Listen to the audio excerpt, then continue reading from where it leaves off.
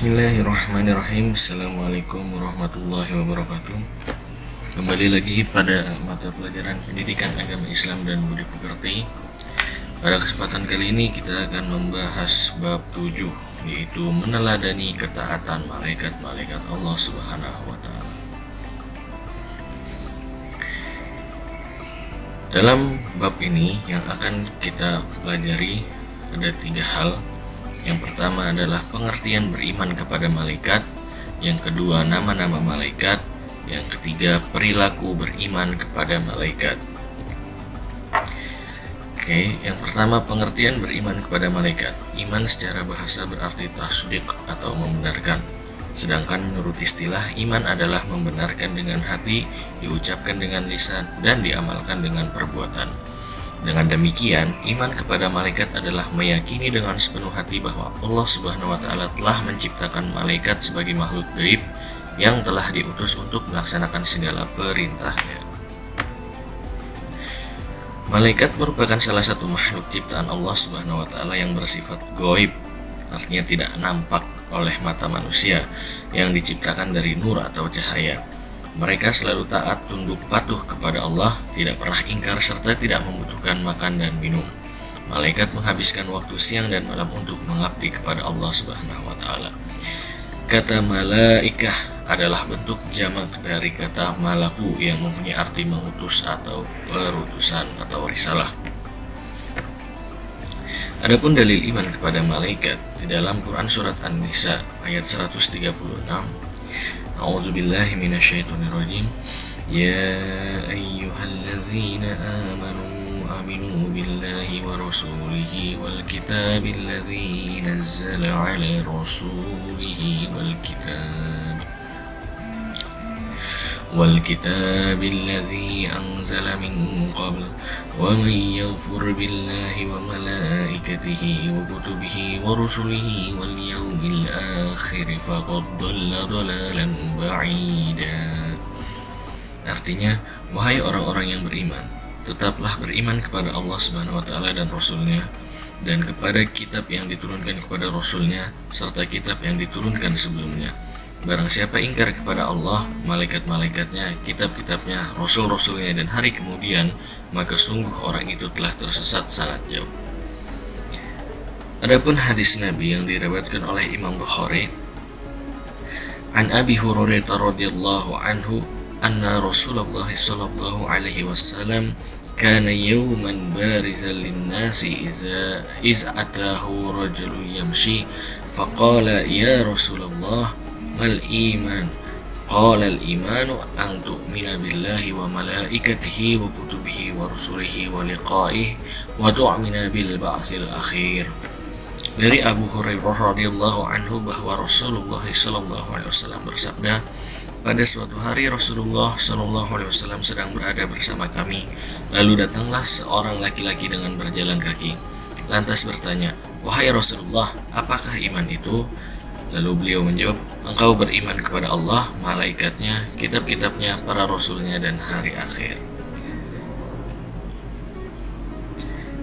Berikutnya adalah apa perbedaan malaikat jin dan manusia. Kita bisa lihat di tabel berikut. Malaikat diciptakan dari nur atau cahaya, sedangkan jin diciptakan dari api dan manusia diciptakan dari tanah. Lalu malaikat dan jin adalah makhluk gaib atau makhluk yang tidak terlihat mata manusia, sedangkan manusia adalah makhluk yang terlihat mata atau kasat mata. Malaikat memiliki sikap selalu patuh dan taat kepada perintah Allah Subhanahu wa Ta'ala, sedangkan jin dan manusia ada yang patuh dan ada yang ingkar atau durhaka kepada Allah Subhanahu wa Ta'ala. Malaikat tidak makan dan minum, sedangkan jin dan manusia makan dan minum. Malaikat pikirannya jernih dan lurus, sedangkan jin dan manusia pikirannya berubah-ubah. Malaikat tidak mempunyai hawa nafsu, sedangkan jin dan manusia memiliki hawa nafsu. Berikutnya nama-nama malaikat. Al-Quran tidak menyebutkan berapa jumlah malaikat secara pasti, namun ada penjelasan melalui hadis yang diriwayatkan Imam Bukhari dan Muslim dari Anas bin Malik bahwa pada saat Nabi Muhammad SAW Isra Mi'raj dan bertemu dengan Nabi Ibrahim alaihissalam yang sedang bersandar di Baitul Ma'mur, di sana terdapat 70.000 malaikat. Dari penjelasan riwayat hadis tersebut menandakan bahwa jumlah malaikat sangat banyak, namun pada bagian ini hanya akan dijelaskan malaikat-malaikat yang namanya tercatat dalam Al-Quran maupun hadis, yaitu ada 10 malaikat. Yang pertama adalah malaikat Jibril. Tugasnya menyampaikan wahyu kepada Nabi dan Rasul. Nama lain malaikat Jibril adalah Ruhul Qudus atau Ar-Ruhul Amin dan Namus. Lalu yang kedua, malaikat Mikail bertugas mengatur kesejahteraan makhluk, seperti mengatur awan, menurunkan hujan, melepaskan angin, dan membagikan rezeki. Yang ketiga, malaikat Israfil bertugas meniupkan trompet sangkakala saat dimulainya kiamat hingga saat hari kebangkitan di padang mahsyar. Yang keempat, malaikat Israel bertugas mencabut nyawa seluruh makhluk hidup baik manusia, jin, iblis, dan malaikat apabila telah tiba waktunya. Yang kelima, malaikat Munkar bertugas menanyai orang yang sudah meninggal dan berada di alam kubur. Malaikat Nakir juga sama, bertugas menanyai orang yang sudah meninggal dan berada di alam kubur.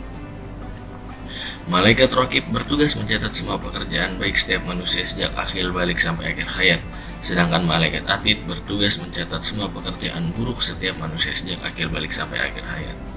Malaikat Ridwan bertugas menjaga dan mengatur kesejahteraan penghuni surga. Dan malaikat Malik disebut juga malaikat Zabaniyah, bertugas menjaga dan mengatur siksa atau azab bagi para penghuni neraka. Itulah 10 malaikat yang wajib kita imani. Lalu bagaimana perilaku beriman kepada malaikat Allah? 1. Orang yang beriman kepada malaikat Allah akan meningkat keimanan dan ketakwaannya. Kenapa? Karena seseorang yang memahami tugas-tugas para malaikat akan semakin yakin betapa maha besar dan maha kuasa Allah yang telah menciptakan semua makhluknya termasuk malaikat. Lalu yang kedua, meningkatnya amal soleh. Seseorang yang memahami bahwa setiap amal manusia akan dicatat dan diberikan balasan sesuai dengan amal perbuatannya akan senantiasa meningkatkan amal solehnya. Lalu yang ketiga, selalu berhati-hati. Seseorang yang memahami bahwa para malaikat selalu memantau perbuatan manusia akan selalu berhati-hati sehingga tidak terjebak dalam perbuatan dosa. Yang keempat, tidak sombong. Seseorang yang memahami bahwa setiap manusia akan mati dan masuk ke alam barzah serta akan ditanya oleh malaikat Munkar dan Nakir tidak akan berbuat sombong. Yang kelima, tenang dan tentram jiwanya. Seseorang yang memahami bahwa setiap perbuatan manusia akan mendapatkan balasan dari Allah akan menjadi tenang dan tentram jiwanya. Apapun yang terjadi, ia akan mampu mengambil hikmah dari setiap kejadian yang menimpa dalam kehidupannya. Itulah tadi materi kita pada hari ini mengenai meneladani ketaatan malaikat-malaikat Allah Subhanahu wa taala. Semoga menjadi ilmu yang bermanfaat bagi kita semua. Amin ya Allah ya rabbal alamin. Terima kasih. Wassalamualaikum warahmatullahi wabarakatuh.